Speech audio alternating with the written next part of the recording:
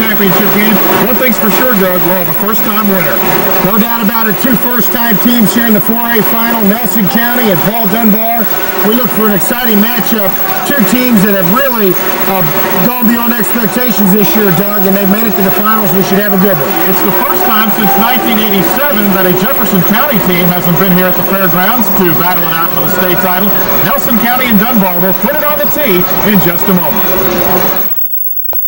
Kayleen Matthews will kick off for Nelson County. Ben Meehan is back deep, a quarterback returning kicks. He's back at the 15-yard line. And this 4A state championship game is about ready to get underway. Meehan will field at the 13. 20. That's all.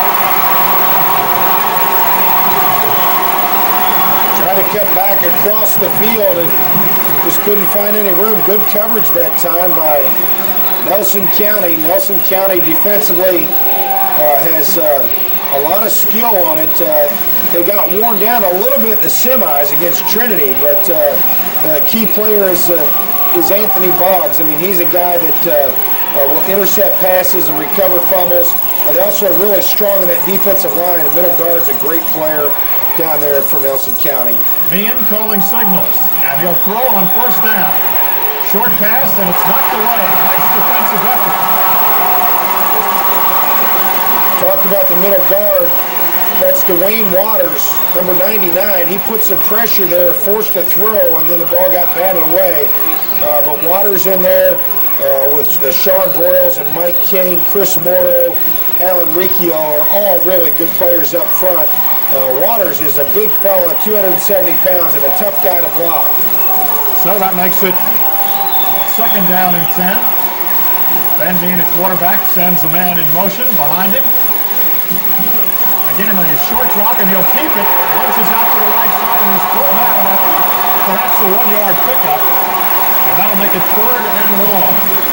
It looked like it was a broken play, and then Alan Riccio came in and got me in it. He sat back and looked a little confused to me, Doug, as to what he wanted to do with the football. And that may have just been a busted play that didn't hurt him as bad as it could have, because oftentimes on a busted play, you'll see a turnover. So Meehan now faced with a third down and long situation. Alex Morton and Midkiff are wide here to the near side.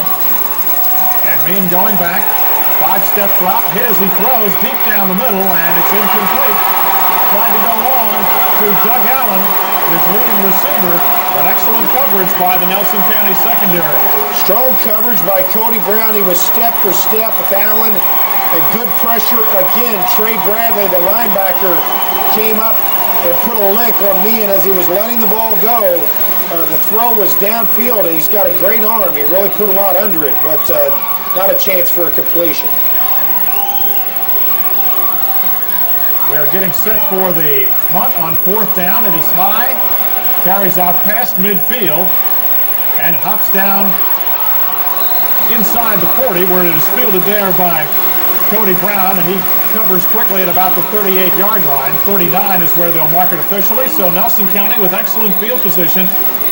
And Doug, they're about 10 yards further up than where they were against Trinity. And on the first play in that game last week, Anthony Boggs raced 71 yards for a touchdown. He just went around the right side untouched. He made a couple of nice cuts, but he got good blocking by Jared Bennyfield. Gabe Stone, the quarterback, does a great job of executing this Delaware wing offense. Trey Bradley lines up now tight end on the right side, and here's that same play. They give it to Boggs. Boggs is going to be hit and taken down. Nice defensive effort by Dunbar that time. Stepping up there is Steve Overstreet from his defensive back position. And that was that same play, I think, Doug. Very much the same play, just a sweep to the right side, and Overstreet came up from the cornerback position and made a nice open field tackle against Anthony Boggs, who has great speed, a good-sized running back, 5'10", 168-pound senior, had 190-plus yards last week in the semifinal game. Hagan is wide to the left, and Stone goes back and keeps it on the option, gets to the 45 and spins across the 45 to about the 47, a pickup of about 8 yards. Gabe Stone has thrown the ball for 11 touchdowns and run for 471 yards, passed for 1,389 yards. What he does probably better than just about anything I've seen from a high school quarterback in a long time is he does a really good job of faking the football. And there's going to be a few times in this game where we're not going to know who has the ball until the defense discovers it, because he does a good job of putting the ball in, pulling it out, and he does a very good job with Benningfield, particularly in the middle. And here's again the option. Second back through is Boggs, and he gets close to a first down. They fake to Benningfield, and then they gave it to Boggs following in behind him, and he should have enough for the first down. He does.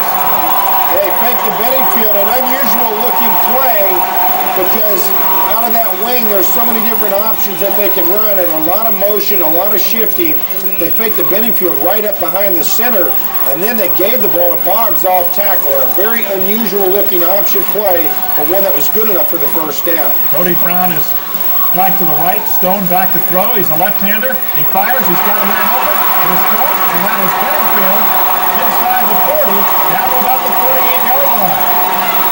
Good protection by that offensive line. Mike Jansen, Sean Broyles, Chad Rice, John Frank, and Josh Smith gave Benningfield plenty of time to get out into the flat and get open, and then Gabe Stone had that protection to get the ball to him for the first down. Not a lot of pressure right now by the Dunbar defense, only giving up about 12 points a game, but right now Nelson County has a good drive going against them. Pickup of 12 yards to the 38 of Dunbar. Ledrick Edwards is in motion, running behind Stone, but I think somebody else along the forward wall there for Nelson County was a little eager. They say the other way. Yeah, it was Vic Clay who was lined up over the center. The big fella, 6 foot, 283 pounds. Just got a little over-eager, got in the neutral zone. They threw the flag on him, and that brings up a first down and 5 now for Nelson County. I think the man that's going to get the ball on this play is the guy you'd expect to get it, and that would be Anthony Boggs, a first and 5. Maybe even they might try a little pass to him in the flat. He is lined up in the backfield now. Edwards is on a wing right, and they give it to Benningfield, and he crosses the 30.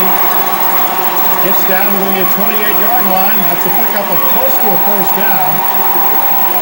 He needed 5, and the officials may have to ask for a measurement here. Benningfield has caught a pass for 12 yards, and he has enough for the first down on his first carry of the afternoon. Dunbar, or rather Nelson County, now has picked up 15 yards rushing on 4 carries with 8:30 to play in the first quarter. Derek Hagan came into the game at wide receiver. You see a lot of shifting. You'll see a Benningfield line up at a wing and then shift from one side to the other.